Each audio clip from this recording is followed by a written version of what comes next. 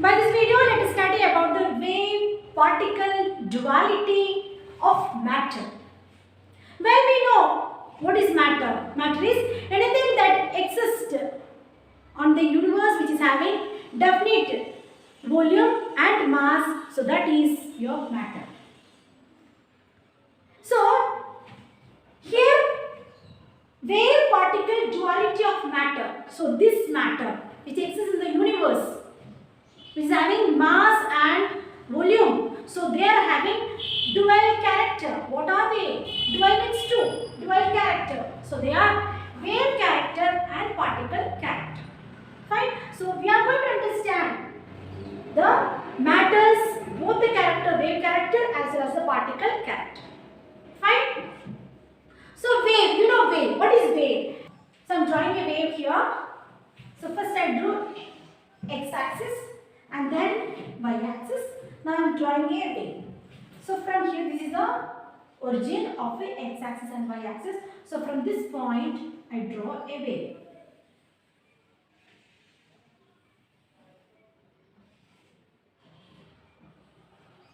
Yes. Now this is a wave. Okay. Now this is, so that means anything that exists in this universe, that is a matter, this matter is having wave character as well as particle character, small particles. Yes, small particles, small grain-like particles. Okay, so you know all these particles are nothing but your atom. Okay, so any matter is made up of particles, and this matter is also having a wave character too. That's what it is said that. So regarding that, only we are going to study. Okay, so we know a famous scientist, that is Albert Einstein, very familiar scientist. Albert Einstein, a German scientist. So he was the one who studied light.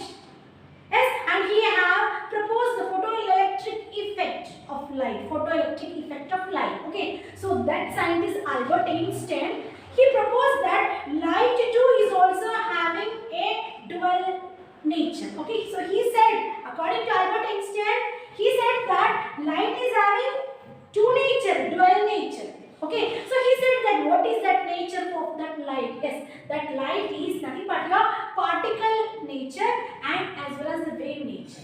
Fine. So this was proposed by Albert Einstein. So according to Albert Einstein, he said a photon of light. Photon means it is a particle. It is a discrete energy particle of electromagnetic radiations such as light, different waves, etc. Okay, so each photon or the light, they are having two characters, dual characters, that is particle-like character and wave character.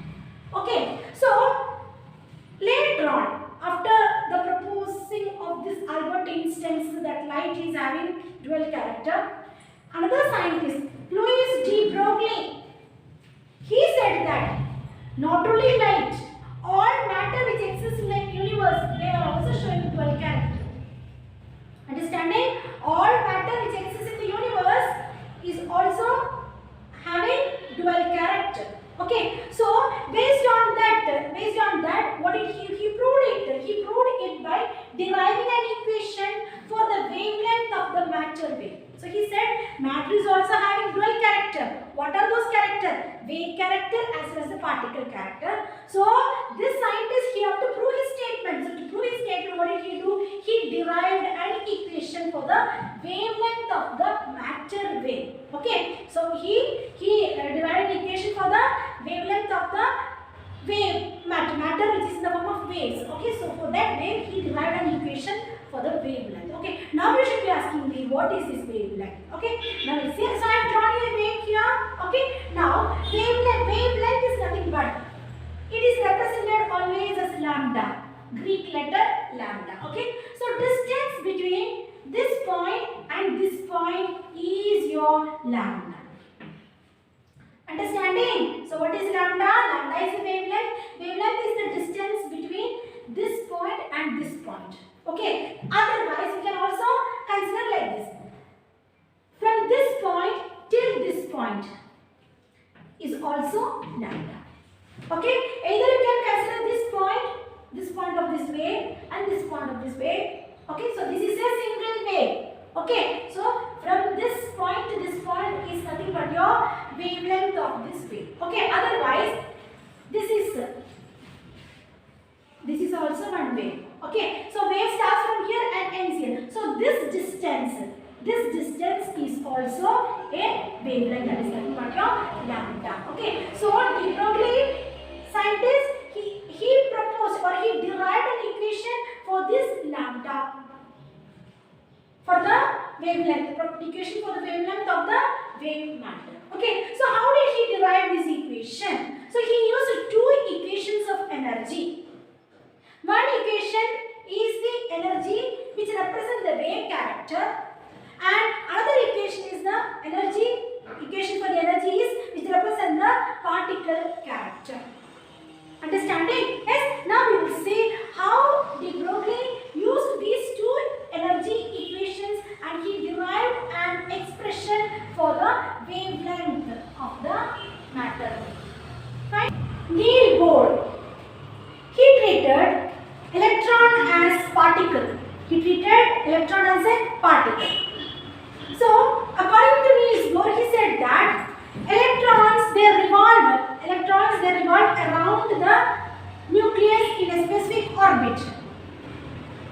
Yes, they are revolving around the nucleus in a specific orbit. Yes, so they are always moving. Fine. Now, according to de Broglie, in 1924, de Broglie proposed that every particle of matter in motion has wave character. Yes, and these are called as matter waves.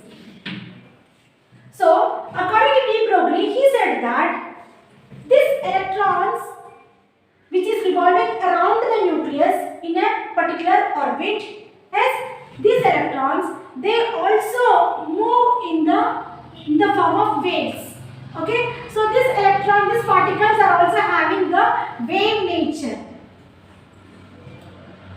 Understanding? Yes, so that's what he said, that every particle of a matter, yes, in a matter, every particle is nothing but your atoms.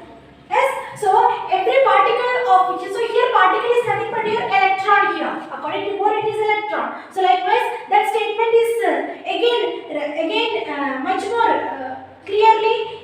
De Broglie is giving an explanation for that. Okay, so according to de Broglie, he said that every particle, that means electrons. Particle here is nothing but your electrons. So electrons in a matter, if it is moving, it is in the motion or it is moving, these electrons will be having a wave character. So that's what this is, the wave. Okay, so this wave is nothing but your matter waves. This is your matter wave. So every particle in matter which is in motion have a wave character, and these are called as matter waves. Okay, so for this matter waves, de Broglie derived an equation for the wavelength, derived an expression for the wavelength. Okay, so according to de Broglie, lambda is equal to h by mv. So this lambda is equal to h by mv is the de Broglie's equation for the wavelength of the matter waves. Understanding? So where here lambda is the de Broglie's wavelength. Lambda is the de Broglie's wavelength. H is the Planck's constant. It is a constant value. H is the Planck's constant, and m is the mass of the particle. So the particle is electron. So m is the mass of the particle, and v is the velocity of the moving particle. So how speed it moves, the velocity. So the velocity of this moving particle around the nucleus. Yes. So now let us see how this de Broglie's equation is derived. Wavelength of the matter wave is derived by using two equations of energy. Yes.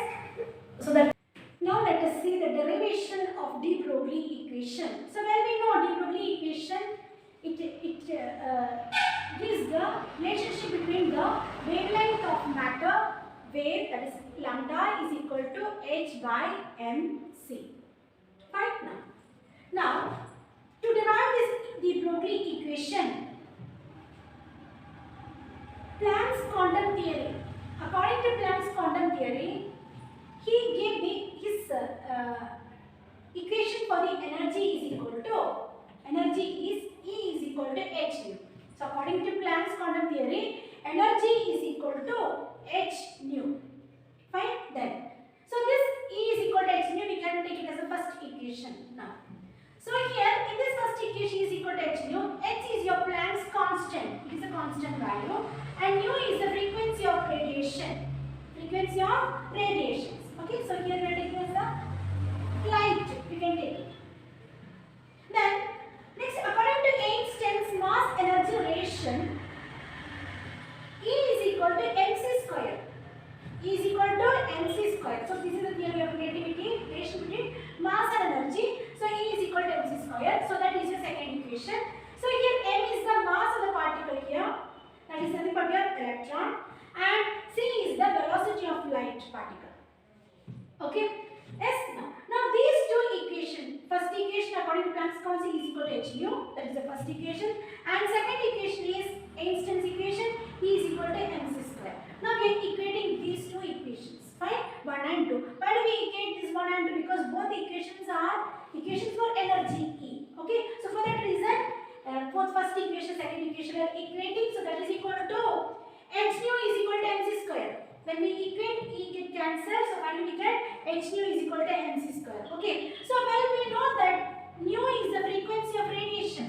So nu is equal to c by lambda. C is the velocity of light.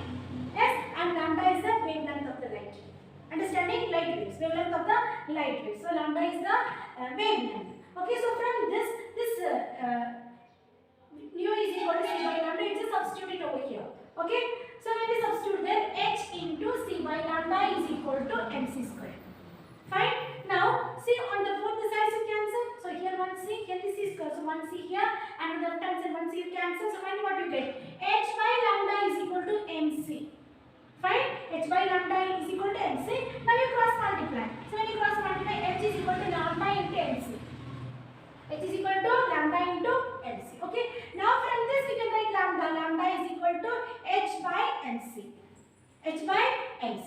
So here mc is the momentum of the photon. Momentum of a photon. Okay. So according to this de Broglie, so this is de Broglie equation. Lambda is equal to h by mc. So this is the de Broglie equation for the wavelength. Wavelength of the matter wave. Okay. So according to this equation, it is said that momentum of a particle in motion. Momentum is mc here. Yes. Momentum of a light particle. Yes. Particle in motion, which is moving, is always inversely proportional to the wavelength of the associated waves with it.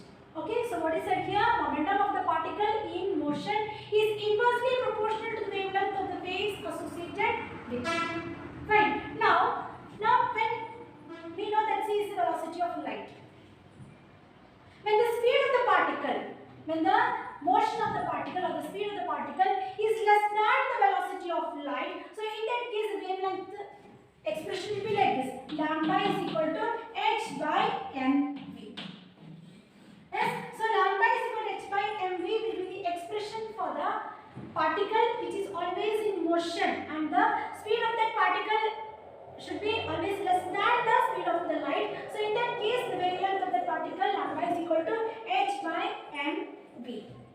This equation implies that moving particles are considered as waves, and these waves will be having the properties like momentum. When the linear momentum is very high, that is the linear momentum is mv. mv is the linear momentum. When this linear momentum is very high, then the wavelength will be very less and it will not be observed. Fine. For the microscopic particles such as electron, where the mass is of 10 to the power minus 31 kg. So in that case, for microscopic particle like that of electron, the wavelength is very high, very large, bigger value, and that will be bigger than that of the atom. Fine. So in that case, the de Broglie's value will be significant. Whereas for the macroscopic particles like iron ball, which is having the mass of 6 point something kg. Yes, so 6 kg of iron ball. So there the wavelength will be very small. It cannot be measured. So this de Broglie's wavelength is insignificant. So de Broglie's equation is significant only for the microscopic particles like electrons.